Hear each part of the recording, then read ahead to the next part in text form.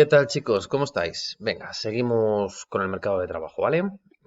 El otro día o los vídeos anteriores os estuve aburriendo, os estuve haciendo una introducción sobre el mercado de trabajo y luego estuvimos viendo cómo se calculaban las tasas de empleo y de desempleo y de actividad y todo eso. Incluso os puse una pequeña actividad de aula y a lo que vamos a seguir viendo dentro de este mercado de trabajo.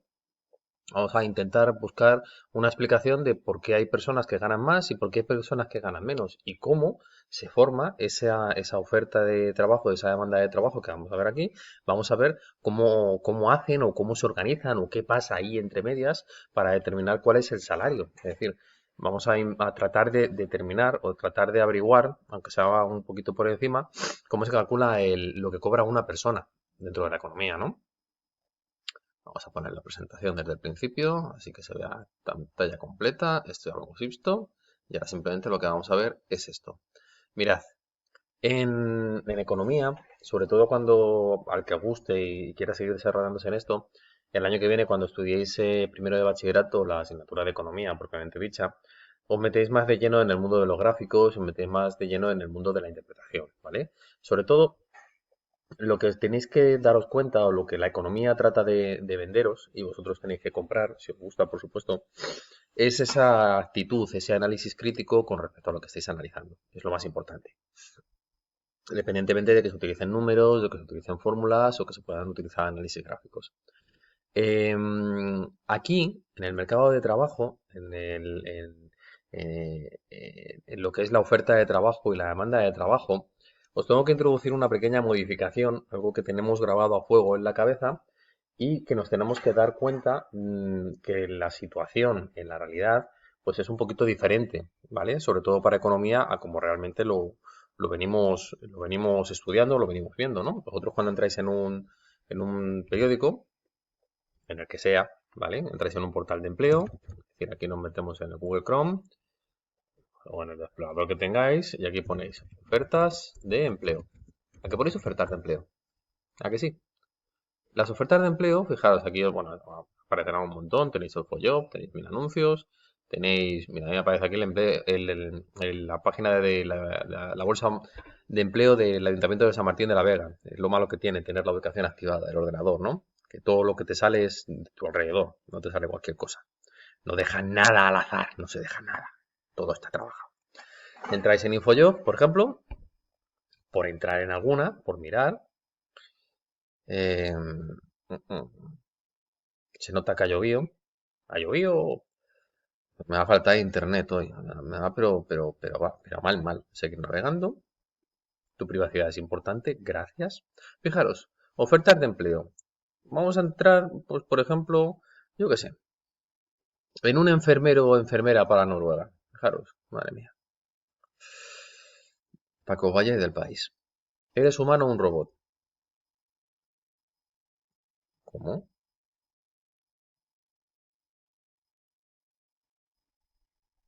La madre que me parió. Soy una persona. Lo que pasa que mm, cuando vean este vídeo tendré testigos. Mientras tanto no tengo testigos. A ver si me deja entrar. Simplemente quiero verla, quiero cotillar. Aquí está. Mirad. Nordic House Health con garantía de trabajo y muy buenas condiciones laborales. Es una empresa española dedicada a la formación. Coño, es una empresa. Antonio, perdona, se me ha escapado. Es una empresa. Entonces, ¿cómo es que son ofertas de empleo? ¿Quién ofrece realmente empleo en el mercado laboral? El mercado lo ofrecen las personas. ¿De acuerdo? No lo demandan. Quien está demandando ese empleo son las empresas. Es decir, hay que cambiar la visión, hay que cambiar el punto de vista. ¿Y por qué os cuento esto? Sencillamente porque cuando estudiamos el mercado de trabajo, cuando estudiamos la oferta, cuando estudiamos la demanda, tenemos que tener muy claro cómo se comportan cada uno de ellos. Y mirad, en la oferta de trabajo tenemos una curva, tenemos un eje, ¿vale? Donde en un lado, en el eje de la Y, tendríamos el salario, lo que ganan las personas, y en el eje de la X tendríamos los trabajadores. Y fijaros qué curioso, a medida que sube el sueldo, hay más gente que quiere trabajar. La oferta siempre tiene pendiente positiva. Lo vimos en su momento, en la prehistoria del primer trimestre. No sé si lo vimos en el tema 3, me parece, o en el tema 2, cuando vimos los modelos económicos. Y aquí nos damos cuenta que a medida, a medida que el salario sube, la gente está más interesada en ofrecer su tiempo de trabajo, ¿no? Tiene lógica, tiene sentido. Porque independientemente de la formación que luego nosotros tengamos, independientemente de que estemos más capacitados o menos capacitados, todos queremos ganar mucho dinero en nuestro puesto de trabajo. Trabajar muy pocas horas y ganar muchísimo dinero. Por tanto, lo más normal es que cuando aparezca un empleo donde se paga una indecente cantidad de dinero, imaginaos 200.000 euros al año, por trabajar una hora todos los días, yo me imagino que la cola, aquel día, para esa oferta de empleo, dará la vuelta a España y aparte de Francia. Lo entendéis, ¿no? Cuanto más es el salario, más será la cantidad de trabajadores que están dispuestos a aplicar por esa empresa, por esa oferta, ¿vale? Por tanto, en la oferta de trabajo, no somos nosotros los que ofrecemos el trabajo, somos los dueños de un factor productivo. ¿Cuál es el factor productivo? El trabajo. Yo estoy ofreciendo mi trabajo a cambio de un sueldo. Por tanto, el volumen de trabajo ofertado depende de la población activa. Cuanto mayor es la población, mayor cantidad de trabajo se ofrecerá y del número de las horas que la persona esté dispuesta a trabajar. Los trabajadores ofrecen su trabajo a las empresas a cambio de un salario y mientras trabajan renuncian a realizar otras actividades de ocio, estar con la familia, etcétera. Por tanto, la curva de esta oferta tiene una pendiente positiva. ¿Qué significa? Que cuanto más es el salario, cuanto más es el dinero que me van a dar por mi trabajo, mayor será la cantidad de trabajadores que estén dispuestos a aceptar esa demanda de empleo. ¿De acuerdo? Porque yo, como trabajador, soy el que está ofreciendo el trabajo. Mirad, en esta diapositiva tenéis también otra cosita que os vais a encontrar el año que viene. Aquí no es un concepto de este año, no es algo que sea importante, que es la competencia perfecta. ¿Esto qué significa de la competencia perfecta? Significa que ni trabajadores ni empresarios pueden influir en el nivel de salarios. Es decir, que no pueden, ¿vale? Ni trabajadores ni empresarios pueden influir en el nivel de salarios. No pueden modificar el precio que van a pagar a sus trabajadores. Pero claro, esto sabemos a ciencia cierta que no es del todo cierto. Aquí es donde vamos a empezar a estudiar cómo se determina ese salario, ¿vale? ¿Por qué sabemos que no es del todo cierto? Sabemos que hay personas que por su formación ganan más dinero. Sabemos que hay personas que por el tipo de trabajo que hacen ganan más dinero. Y también sabemos que existen personas que no se sabe muy bien por qué ganan menos dinero. Es ejemplo de las mujeres y veremos una serie de noticias donde se produce esa brecha salarial. Y además veremos noticias y no veremos un vídeo de la sexta del objetivo de Ana Pastor, que me hubiera gustado mucho ponéroslo porque muestra los datos de una manera muy fehaciente, la verdad que está muy bien, porque YouTube no me permite compartir ese vídeo con vosotros, ¿vale? Bueno, en el caso de A3 Media. En el momento que lo he creado y lo he publicado, resulta que me lo ha bloqueado. Y si quito simplemente esa parte, no tiene sentido toda la clase que he construido para poder enseñarlo, ¿vale? Pero si volvemos a clase, pues os lo enseñaré, porque es un vídeo bastante interesante, donde se ve muy bien esa brecha salarial entre hombres y mujeres y que no tiene justificación. Por tanto, si resulta que ya en ese mercado no vamos a poder establecer este precio libremente, no vamos a poder fijar ese salario libremente, nos encontramos que ya no es un mercado de competencia perfecta. Pero bueno, esto es algo que a día de hoy no me importa que sepáis o que no sepáis. Lo que realmente me importa es que entendáis cómo se forman los sueldos y cómo se forman los salarios. Por tanto, partimos del primer punto, y es que las personas están dispuestas a trabajar más, es decir, hay más trabajadores dispuestos a aplicar por una oferta, por una demanda de empleo, perdonad, siempre y cuando el salario sea más alto. ¿Y por qué lo pongo así de esta forma? Porque luego, por otro lado, tenemos que interpretar correctamente la situación contraria. Esta curva que tenéis aquí que baja es justo la demanda de las empresas. ¿Y por qué es negativa? Porque las empresas, a medida que baja el salario, están dispuestos a contratar a más trabajadores. Fijaros, si nos metemos a ver noticias, si nos metemos a ver cositas que tienen que ver con el mercado de trabajo, un momentito, nos metemos a ver noticias que tienen que ver con el mercado de trabajo, otra vez entramos en Google Chrome, y vamos a meter aquí una cosa que se llama salario mínimo interprofesional. Y entramos en las noticias y ponemos aquí consecuencias. Aparte de las muchas cosas que están pasando como consecuencia del coronavirus, hay otras muchas que no estamos teniendo, bueno, sí, no que no estemos teniendo en cuenta, pero que no le estamos dando tanta importancia sencillamente porque si no hay salud no hay nada. Por tanto, lo primero y más importante es la salud. Mirad, si os ponéis a estudiar las consecuencias del incremento del salario mínimo interprofesional, por un lado hay noticias donde sí nos hablan de que esto beneficia. Salario mínimo interprofesional, consecuencias, ventajas y desventajas. Mientras que hay otras que nos dicen que no beneficia, ¿vale? Em,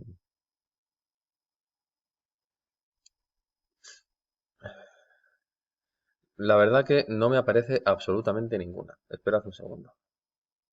Tengo esta noticia, ya habéis visto que me he ido por internet y no he encontrado nada. Tengo esta noticia de enero de este año, donde a nivel de consumo se plantean dentro del periódico del país si realmente la subida del salario mínimo estimulan el consumo.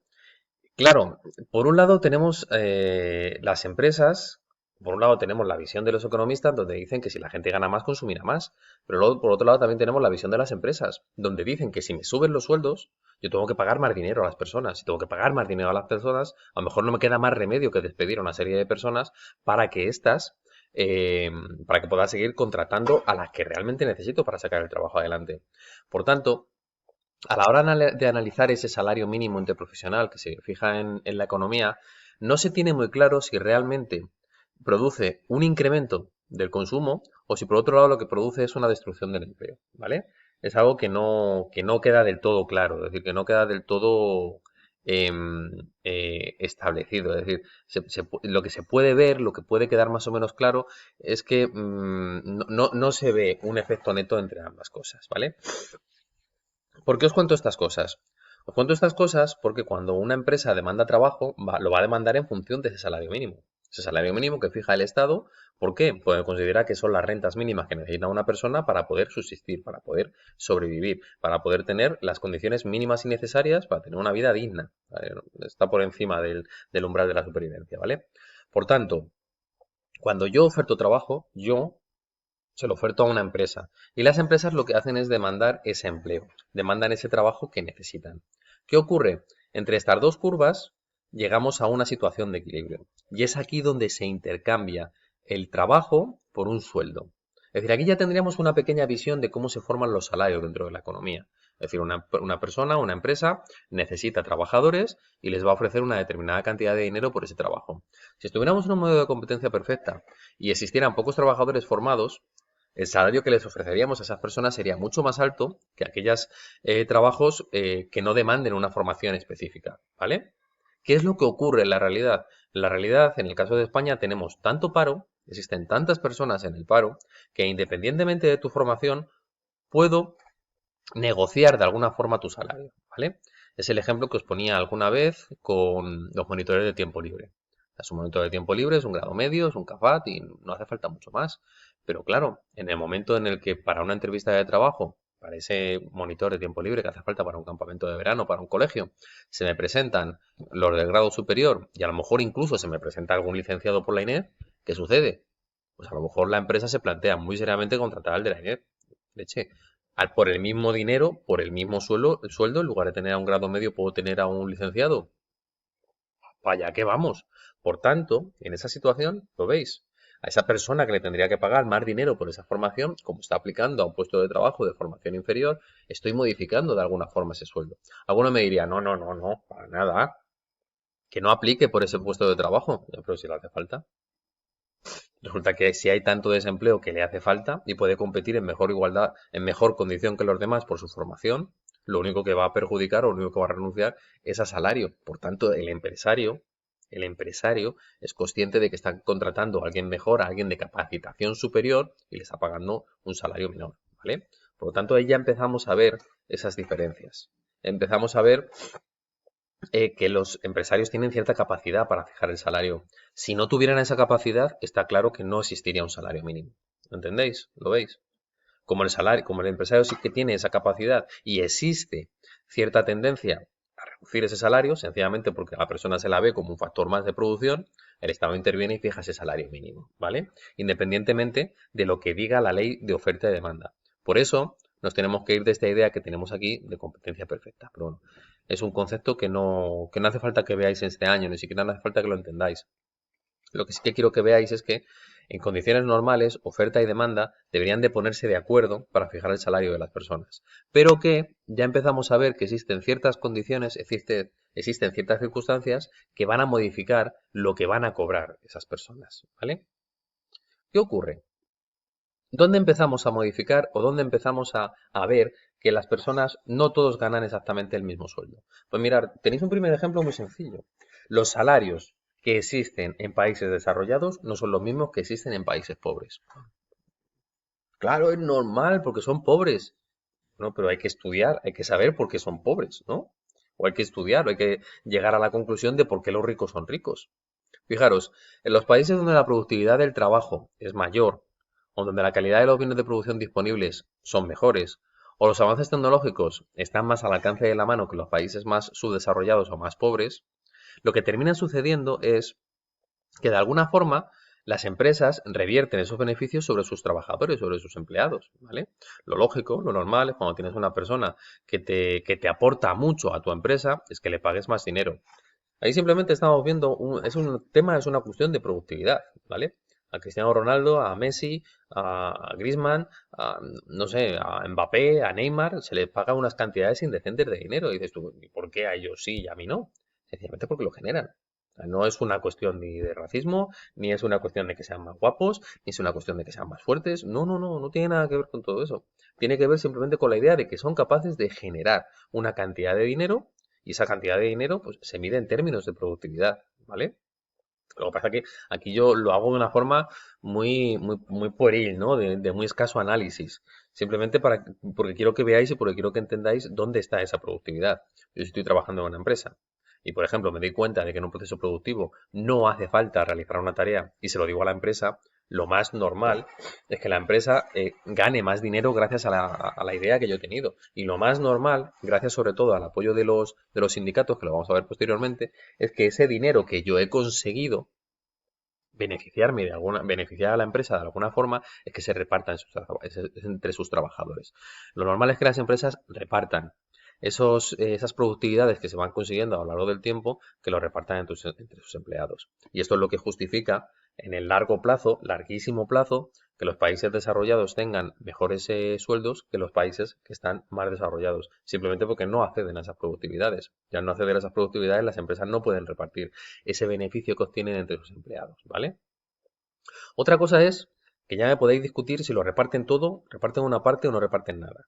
Lo que está claro es que reparten una parte. Puede ser mucho, puede ser poco, pero una parte sí la reparten. Si no, no tendríamos esas diferencias salariales que hay entre esos países más ricos y esos países más pobres.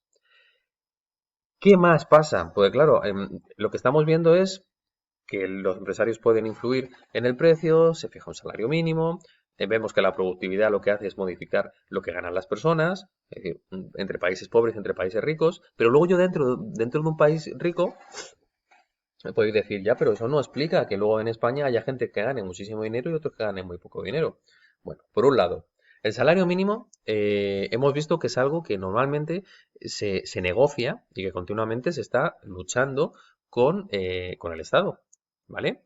Y es algo en lo que siempre estaremos escuchando en las noticias que se han sentado a negociar por una nueva subida del salario mínimo interprofesional, sindicatos y, ¿cómo se llama? Y la patronal. Los sindicatos son los representantes de los trabajadores y la patronal son los representantes de las empresas.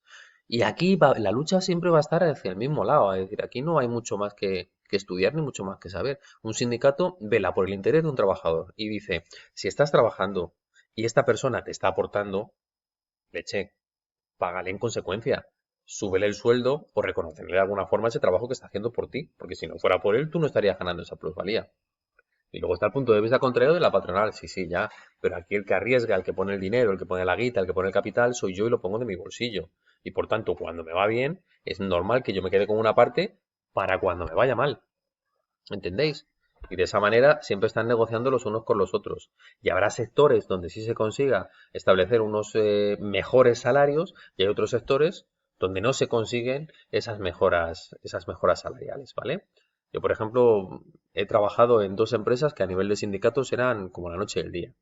Cuando estaba trabajando en Getafe, en John Deere, a nivel sindical, los trabajadores estábamos muy bien representados. Íbamos todos de la mano, es decir, no había nadie que fuera mejor que otro.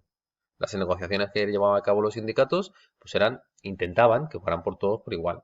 Siempre habrá alguna persona que destaque, siempre habrá alguno que sea mejor, que tenga más conocimiento, que tenga más idiomas, que tenga, pues no sé, unas circunstancias que le permitan negociar su talento directamente con la empresa. Eso, por descontado. Jesús, perdón, así murió un loro.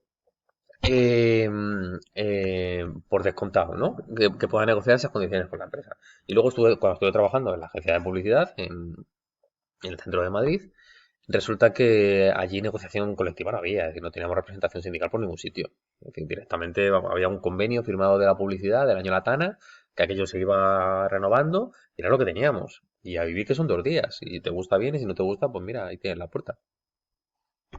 Son cosas que pasan. Bueno, ¿qué sucede? Porque todo esto me ayuda a explicar lo de los salarios mínimos, me ayuda a explicar que haya cierto poder de negociación por parte de las empresas, pero luego también existe cierto poder de negociación por parte de los trabajadores, ¿no? Es decir, hay trabajadores que pueden exigir, oye, que yo soy muy bueno, esto es como el Madrid, todos los fines de semana, es que yo soy muy bueno, vale, pues tienes que demostrarlo. Pues pasa lo mismo con los trabajadores, ¿vale? Hay algunos que les pagamos más porque realizan unos trabajos que no quieren hacer otros. O al que les pagamos mal porque tienen, les pagamos más porque tienen o reúnen unas circunstancias en su talento, es decir, en su formación o en el capital que han adquirido a través de la experiencia, ese capital humano que tienen, donde tienen unas destrezas que no tienen otras personas. Y es lo que os pongo aquí. Por ejemplo, el riesgo de la dificultad. Los empleos nocturnos o los empleos peligrosos, como el de vigilante o el de bombero, están mejor pagados. Leche, ¿por qué tengo que pagarle mejor a un bombero? Bueno, yo trabajo en una oficina con el ordenador y lo más peligroso que tengo es que se me caiga el ratón en un pie, ¿no? O que me lo tire un compañero porque le he hecho un improperio, ¿vale? Eso es lo más peligroso que me voy a encontrar. Pero resulta que un bombero, pues a lo mejor sí tiene que meter en un bosque en llamas, o a lo mejor se tiene que tirar al fondo de una piscina, ¿vale? O yo qué sé, es tan sencillo como que me tengo que subir a rescatar al gato que está en el árbol, pero ya me tengo que subir y me puedo caer, ¿no? Se puede romper la rama, etcétera. O el de un vigilante, ¿no? Sabemos que tiene que trabajar por la noche. Un vigilante que trabaja por la noche cobra más que un vigilante que trabaja por el día. Sencillamente le estamos reconociendo el esfuerzo de cambiar su ciclo vital, le estamos reconociendo el esfuerzo de tener que realizar las cosas de manera distinta a como lo hace otra persona. El talento y las habilidades especialmente valoradas por la sociedad. El talento y las habilidades especialmente valoradas por la sociedad. Perdóname que no lo he leído bien. Deportistas, estrellas del cine, artistas. Es lo que os decía antes, ¿por qué a Ronaldo le pagamos más? ¿Por qué a Messi? ¿Por qué no sé, a Belén Esteban? ¿Por qué hay determinadas personas que les pagamos más dinero? Simple, exclusiva y llanamente porque son capaces de generarlo. Nadie en su sano juicio le paga una indecente cantidad de dinero a otra persona si posteriormente a cambio no recibe más. Porque al final eso termina por no funcionar. Pasa lo mismo con los negocios y pasa lo mismo con cualquier cosa. Yo pongo dinero para recibir más a cambio. Si voy a poner dinero y no voy a recibir a cambio, pues lo siento mucho, pero no lo quiero. ¿Vale? Fijaros, en esto del talento y las habilidades hay un mundo que es el que principalmente mueve todo este dinero, que es el mundo de la publicidad. ¿Vale? Por ejemplo, lo que lo hemos hablado alguna vez en clase, eh, una Belén Esteban o un Cristiano Ronaldo mueven masas. Es decir, sobre todo Cristiano Ronaldo o un Messi o yo que sé, o cualquier otro jugador, cualquier otra estrella de la élite mundial, por ejemplo, un Rafa Nadal, mueven una cantidad, vamos, indecente, ¿no? Una cantidad enorme de personas en sus redes sociales y mueven una cantidad enorme de personas y son capaces de influir en los gustos de la gente a nivel de publicidad, ¿vale? Por ejemplo, cuando el Banco de Portugal se quiso abrir aquí en España, quiso abrir sucursales y quiso de alguna forma lanzar ofertas en nuestro país, se apoyó en la figura de Cristiano Ronaldo. ¿Por qué? Estaba en el Madrid, ni más ni menos.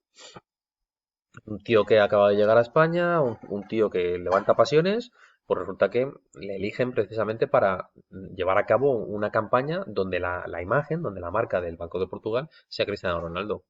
Simplemente porque él tiene una capacidad para influir y para atraer personas que otro no la tiene, ¿vale? O por ejemplo, cuando, yo qué sé, en Telecinco lo pongo muchas veces de ejemplo. Lo critico muchísimo, pero también tengo que reconocer que su modelo de negocio es brutal, pero brutal. Ellos son capaces de identificar esos talentos que están ocultos en muchas personas para luego posteriormente llevarlos a un Supervivientes o llevarlos a un Gran Hermano o llevarlos a un Hombres y Mujeres y viceversa, a una Isla de las Tentaciones, a cualquiera de estos programas que están ahora en Mediaset. ¿Pero por qué? Porque nosotros luego nos sentamos allí a verlo y nos comemos la publicidad como unos benditos. más tarde o más temprano, de una forma más directa o más indirecta, esa publicidad acaba pasando por nuestros ojos. Aunque solamente porque que esté puesta ahí de fondo cuando me levanto al cuarto de baño porque suena ¿cómo se llama esto? Ya es el aviso de la publicidad, pues bueno, pues ahora vengo.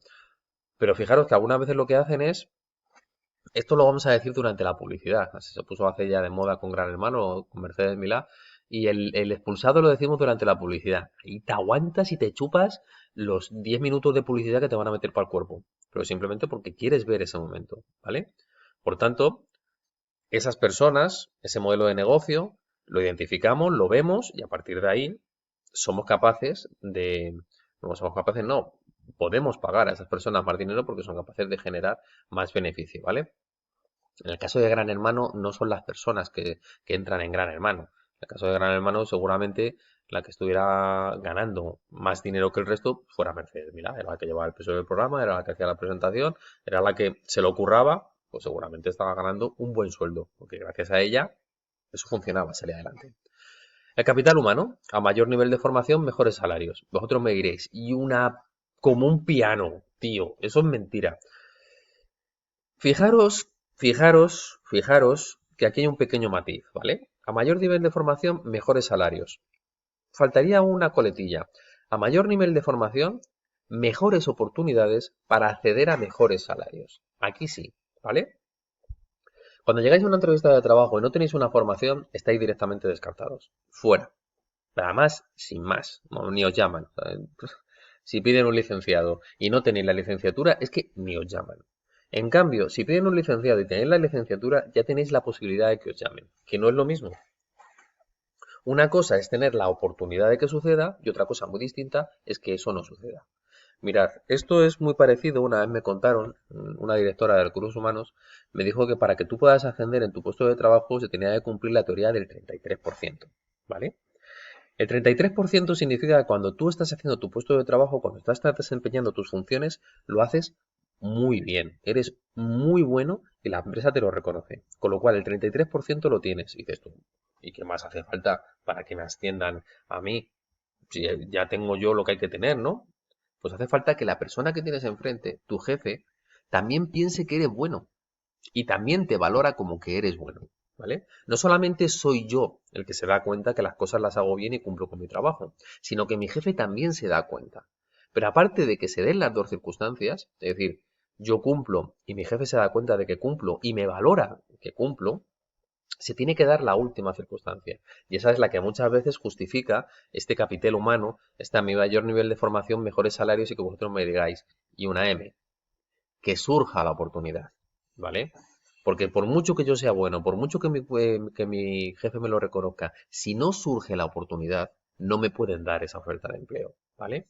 Por tanto, lo que os quiero vender aquí y lo que me tenéis que comprar es que a mayor nivel de formación, es decir, cuanto mejor y más preparados estéis, no va a significar que ganéis más dinero. Es decir, esto no va a ser uno por uno es uno y dos por dos son cuatro, ni muchísimo menos. Pero sí que es cierto que si estáis más preparados, tenéis más posibilidades de acceder a más puestos de trabajo y tenéis más posibilidades de acceder a mejores salarios, ¿vale? Os da la oportunidad de conseguirlo, pero no tenéis la certeza de que vais a poder hacerlo. Y por último tenemos el tema de la discriminación, ¿vale? Y aquí ya voy a ir acabando la clase y simplemente voy a abrir la actividad de aula para ir presentándola y luego ya tranquilamente terminamos esta clase otro día viendo la nómina. Mirar, la discriminación. En nuestro país resulta que los hombres ganan más que las mujeres. ¿Por qué? Y ya está, silencio administrativo. No hay razón, ¿vale? Me había preparado un par de vídeos muy chulos. Había uno en Netflix que la verdad que molaba un montón explicando el porqué de esta brecha salarial, pero no me deja grabarlo. Es decir, cualquier programa que meto encima para poder grabar no me lo permite.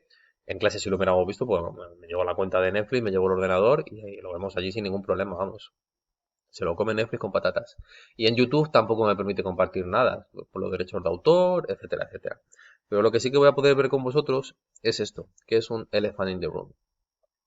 Un elephant in the room es una expresión inglesa, que lo que viene a decir es algo así como que tenemos un problema enorme y, bueno, con no mirar, con decir, bueno, ahí sé que está el elefante, pero si yo no miro, no está, ¿vale? Pues es lo que nos pasa un poquito con la discriminación en el mundo laboral en referencia a las mujeres.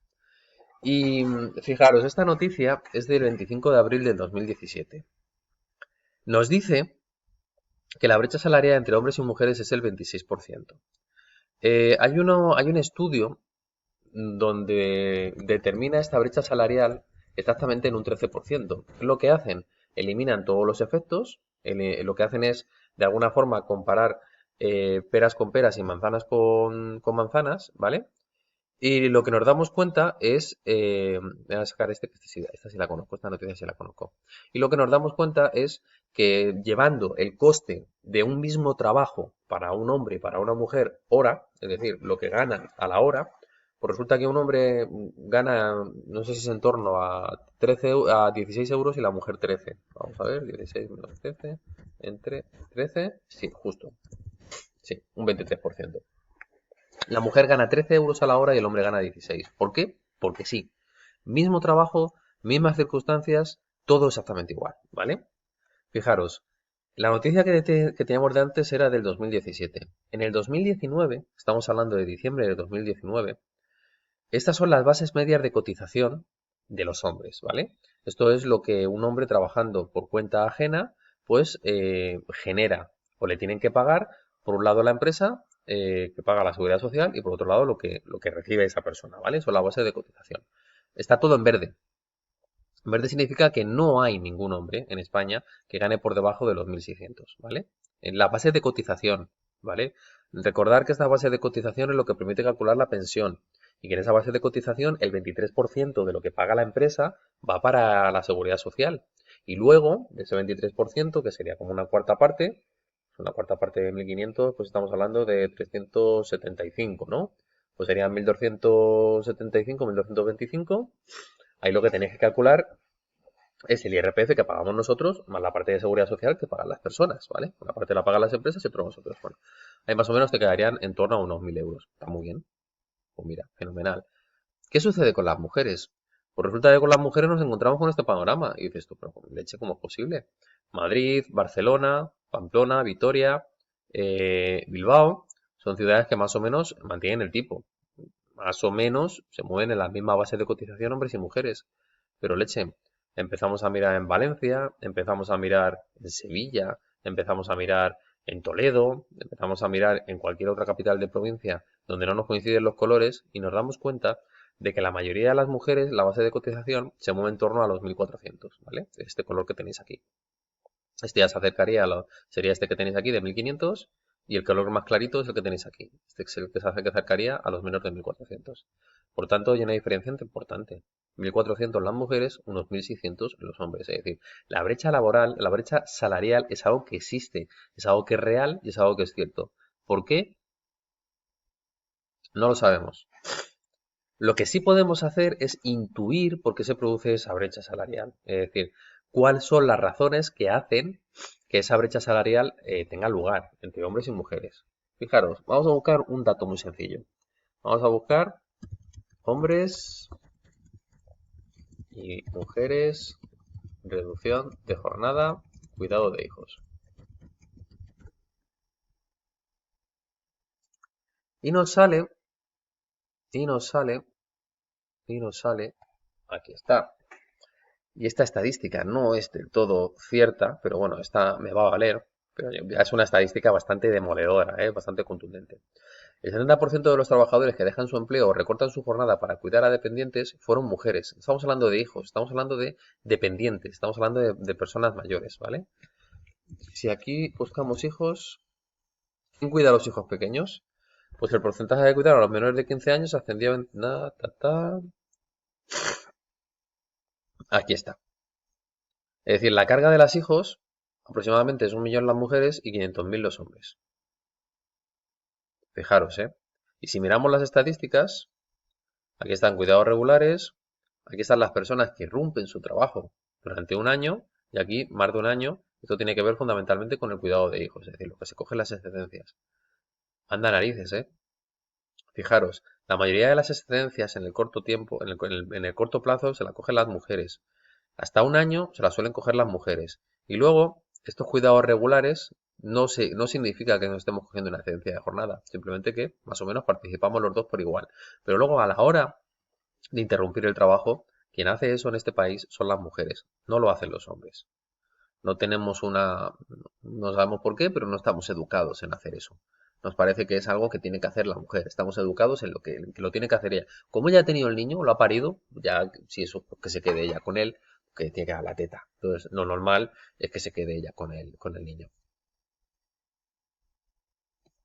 No tiene sentido, chicos. Porque aquí lo único que estamos haciendo es dejar fuera del mercado laboral a las mujeres. Simplemente es una cuestión económica, es una cuestión objetiva, pura y duramente objetiva. Dejamos fuera del mercado laboral a las mujeres.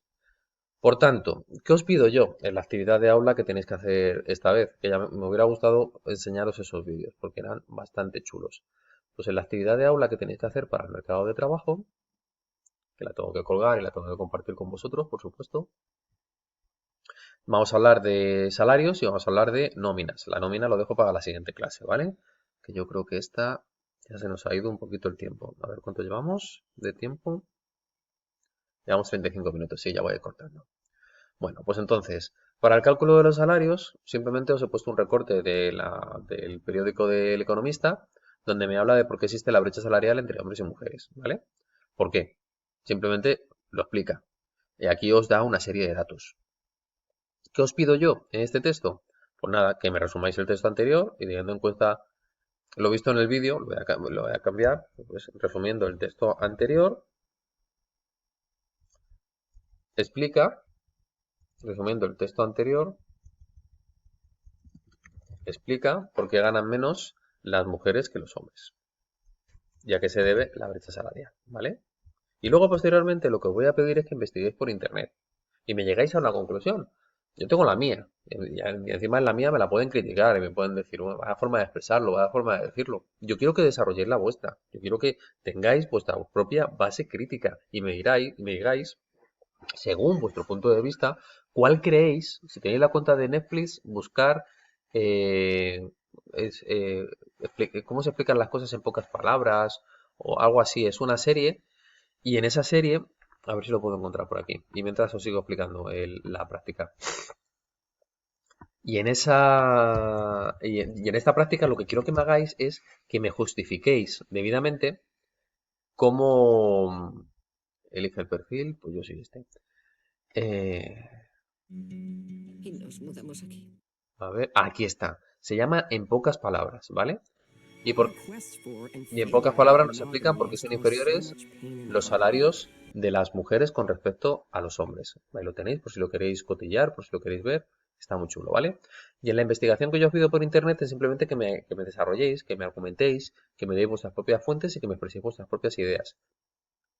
Y lleguéis a una conclusión, ¿vale? Fijaros, lo que yo quiero aquí es, presenta la medida, si tú has encontrado alguna medida donde se acabe con esa brecha salarial de alguna forma. En España se ha desarrollado una ley de igualdad, puedes buscarte un par de ideas que apoyen, pues, oye, pues yo creo que sí, con esa ley de igualdad se va a conseguir, o yo creo que no, no se va a conseguir, porque aparte de la ley de igualdad, he estado leyendo noticias, y esta, y en esta, y en esta, yo estoy de acuerdo con ellos, y no lo vamos a conseguir, ¿vale?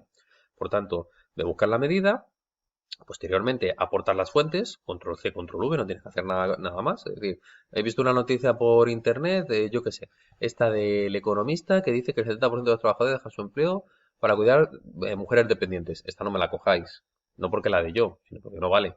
Porque aquí está hablando de mujer de dependientes, está hablando de personas mayores, ¿vale? Pero bueno, me podría valer, ¿vale? Me la podríais meter. Ahora que me estoy dando cuenta, si me la podríais meter. Pues simplemente lo que hacéis aquí es, me hacéis un copiar y un pegar y me lo ponéis, ¿vale? Y si lo hacéis a mano, me decís de qué periódico lo habéis cogido. Me decís, pues mira, lo hemos cogido del Economista. Y la noticia es de Francisco S. Jiménez del 6 de junio del 2019. Digo, perfecto. Ya con eso tengo bastante. Ya están justificando lo que están buscando. Y posteriormente, elaboráis una conclusión de lo que habéis visto. Yo pienso que sí o yo pienso que no. ¿Y por qué? ¿Vale? Simplemente argumentado y con datos y lo que mola, demostrando las cosas y demostrando por qué pensáis lo que pensáis. Pues nada, chicos, no os aburro más. Dejo aquí la clase y ya iremos colgando, iremos viendo más cosas en próximos vídeos, ¿vale? Nada, chicos, que tengáis una buena tarde, mañana, noche, semana, lo que sea. Nos seguimos, nos seguimos viendo, aunque sea virtualmente. ¿De acuerdo? Venga, chicos, hasta luego.